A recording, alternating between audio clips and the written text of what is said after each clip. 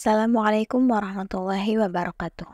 Kami mahasiswa semester 2 dari Universitas Pamulang, Prodi S1 Akuntansi Fakultas Ekonomi dan Bisnis. Di video ini akan menjelaskan tentang menelusuri dan menganalisis model teks akademik. Dengan dosen pengampu, Ibu Dr. Vivi Iswanti Nursyirwan, Esos MM.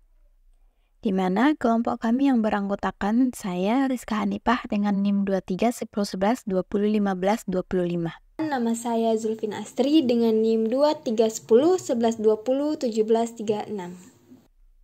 Dalam pembelajaran kali ini, kami akan membahas pengertian teks akademik, ciri-ciri teks akademik, menganalisis pentingnya teks akademik, dan struktur teks akademik. Kita ke pembahasan yang pertama, yaitu pengertian dari teks akademik. Teks akademik atau yang sering dikenal dengan teks ilmiah merupakan tulisan yang membahas ilmu pengetahuan yang disusun secara sistematis atau logis dengan menggunakan bahasa yang baik dan benar, yang didasari oleh pengalaman, peninjauan, penelitian dalam bidang tertentu.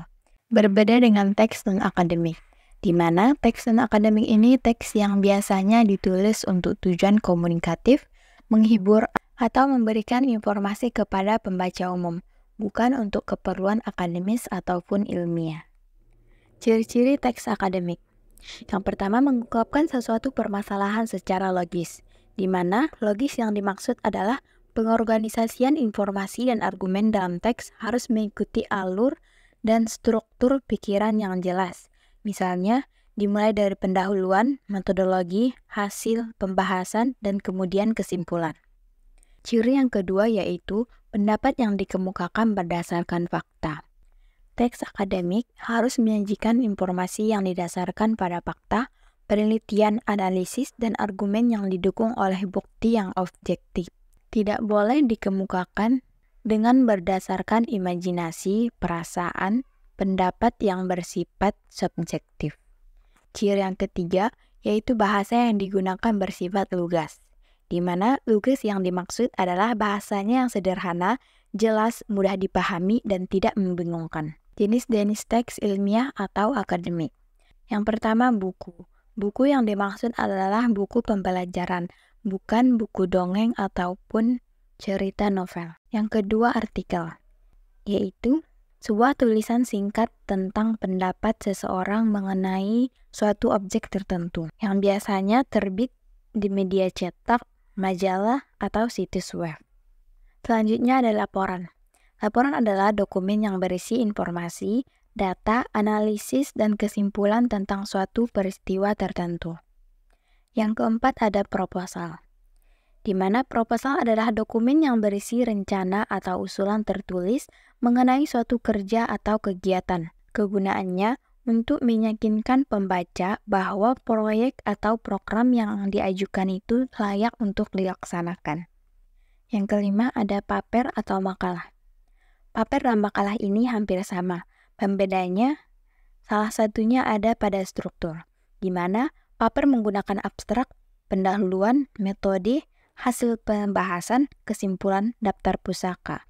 Sedangkan makalah strukturnya berisikan pendahuluan, isi pembahasan, kesimpulan, dan daftar pustaka. Yang keenam, skripsi. Skripsi merupakan tulisan yang berisi pendapat penulis yang memicu atau berdasarkan teori yang telah diterbitkan sebelumnya, di mana skripsi ini dibuat oleh mahasiswa sebagai syarat untuk mendapatkan gelar S1.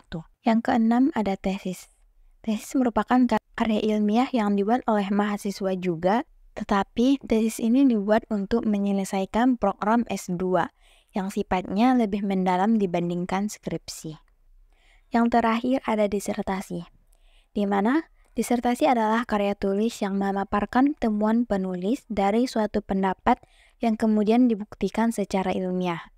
Disertasi ini diperuntukkan untuk mahasiswa yang menempuh pendidikan doktoral, yakni S3. Menjelaskan menganalisis pentingnya teks akademik. Yang maksud dari untuk memecahkan masalah tertentu dalam teks akademik atau teks ilmiah adalah menyajikan informasi, analisis, dan argumen untuk menemukan solusi atau pendekatan yang efektif. terhadap suatu masalah yang telah diidentifikasi dalam lingkup akademik. Melibatkan menguraikan masalah secara rinci, menyajikan berbagai pendekatan yang telah diajukan oleh penelitian terdahulu, dan kemudian menawarkan kontribusi baru atau solusi yang diusulkan untuk memperbaiki atau menyelesaikan masalah tersebut. Kemudian, untuk mencapai tujuan khusus.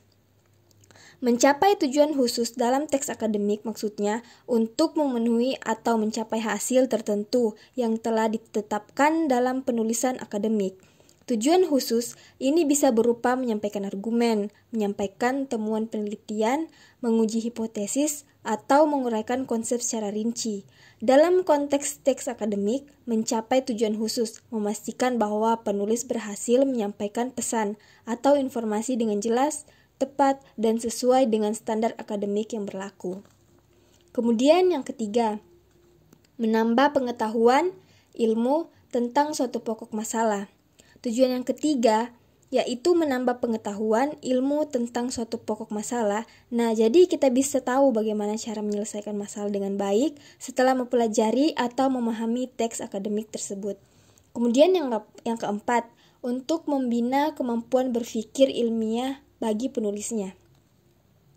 Jadi, memberikan penulis kesempatan untuk mengembangkan kemampuan mereka dalam menerapkan prinsip-prinsip berpikir ilmiah dalam proses penelitian, analisis, dan penyajian informasi. Ini mencakup kemampuan untuk mengamati masalah dengan cermat, merumuskan pertanyaan penelitian yang baik, merancang eksperimen atau metodologi penelitian yang sesuai, dan menyimpulkan temuan secara objektif. Dengan demikian, tujuan teks akademik adalah tidak hanya menyampaikan informasi, tetapi juga membina kemampuan penulis untuk berpikir secara ilmiah dan kritis. Adapun fungsi dari karya ilmiah yaitu terdapat 3 fungsi, yang dimana fungsi untuk pendidikan terbagi menjadi 3, yaitu sumber pengetahuan, kedua pengembangan keterampilan, berpikir kritis, dan memiliki rasa ingin tahu yang tinggi. Yang dimana sumber pengetahuan yaitu memberikan informasi yang terperinci dan terstruktur tentang topik tertentu. Kemudian pengembangan keterampilan berpikir kritis, yang dimana agar siswa mampu untuk menganalisis, mengevaluasi, dan menyintesis informasi, membantu mereka mengembangkan keterampilan berpikir kritis yang penting. Kemudian memiliki rasa ingin tahu yang tinggi, yaitu membaca teks akademik atau karya ilmiah yang menarik dapat merangsang minat siswa maupun mahasiswa dalam bidang tertentu, mendorong mereka untuk belajar lebih lanjut. Kemudian fungsi yang kedua yaitu fungsi untuk penelitian. Fungsi untuk penelitian terbagi menjadi 4, yaitu mendukung argumen, yang dimana penelitian menyediakan bukti empiris dan data untuk mendukung argumen yang diajukan dalam teks akademik atau ilmiah. Kemudian membenarkan klaim, yaitu penelitian memungkinkan penulis untuk membenarkan klaim yang mereka buat dengan data yang relevan dan terpercaya. Dalam konteks teks akademik, klaim dapat berupa pendapat, argumen, hipotesis, atau kesimpulan. Kemudian yang ketiga, menyediakan dasar empiris. Penelitian memberikan dasar empiris yang kuat bagi tulisan akademik atau ilmiah, memperkuat keandalan dan keakuratan informasi yang disampaikan. Kemudian yang terakhir, yang keempat, mengembangkan gagasan baru, yang dimana melalui penelitian, penulis dapat mengembangkan gagasan baru, mengeksplorasi area yang belum dipelajari, dan menghasilkan pengetahuan tambahan dalam bidang tertentu.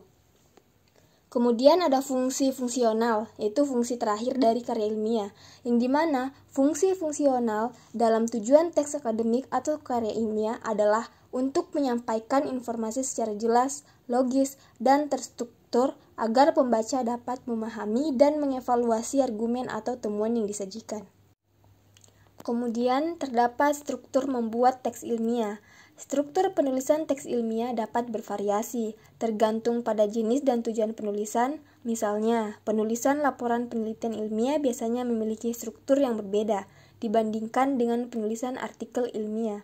Laporan penelitian biasanya mencakup bagian seperti pendahuluan, metodologi, hasil, diskusi, dan kesimpulan. Sementara artikel ilmiah biasanya mencakup bagian seperti abstrak, pendahuluan, metodologi, hasil, diskusi, dan referensi. Kesimpulan menelusuri dan menganalisis model teks akademik. Teks akademik atau teks ilmiah adalah teks yang dapat dipertanggungjawabkan secara keilmuan karena berdasar pada keilmuan, sedangkan teks non-ilmiah adalah karya yang penulisannya tidak didukung oleh fakta, yang biasanya hanya berdasarkan fakta pribadi. Berdasarkan ciri karya tulis ilmiah, dapat ditarik simpulan bahwa karya tulis ilmiah merupakan kajian atas sebuah masalah tertentu, yang tujuan pembahasannya harus mampu memberikan alternatif penyelesaian masalah tertentu. Sekian pembahasan dari kelompok kami, semoga bermanfaat. Assalamualaikum warahmatullahi wabarakatuh.